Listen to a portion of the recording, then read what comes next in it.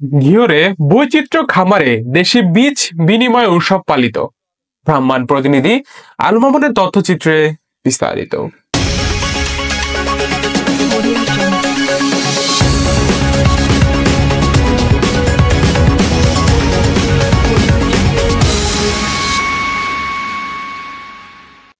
মানিকগঞ্জের ঘিওর উপজেলার বালিয়াকুড়া ইউনিয়নের কাউটিয়া গ্রামে প্রাণ বৈচিত্র্য খামারে দেশি বীজ বিনিময় উৎসব পালিত হয়েছে।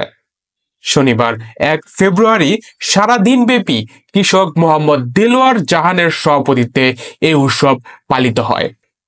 প্রাকৃতিক কৃষি কেন্দ্রের পরিচালক মোহাম্মদ ইফতেখার আলীর সঞ্চালনায় এ সময় প্রাকৃতিক কৃষি সমাজ নিয়ে বক্তব্য রাখেন। এখানে দেশি বীজ পরস্পর যে দেশি বীজ সংরক্ষণ করে সেটার উৎপাদন, সেটার সংরক্ষণ, বীজ সংরক্ষণ এবং এইটা সম্প্রসারণ নিয়ে আলাপ চলছে। এবং এই বীজগুলো নিয়ে কাজ করেন, বীজগুলো রাখেন, বীজগুলো সংরক্ষণ করছেন।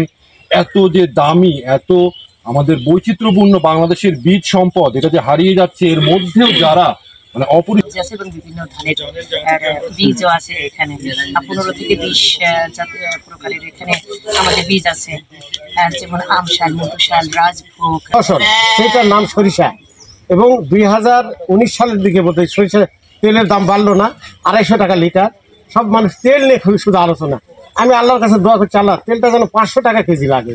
আপনারা প্রাকৃতিক কৃষক সমাজ একটা যুবকের কেরিয়ারে তারা কেমন ফোকাস করবে, এই কৃষি করে একটা যুবকের কেরিয়ার কি হবে, এই বিষয়টা আমি আপনাদের কাছে জানতে চাই।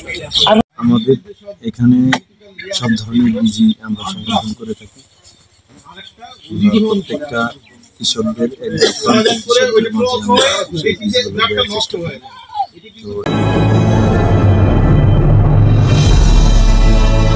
আপনারা দেখছেন অগ্রযাত্রা টেলিভিশন।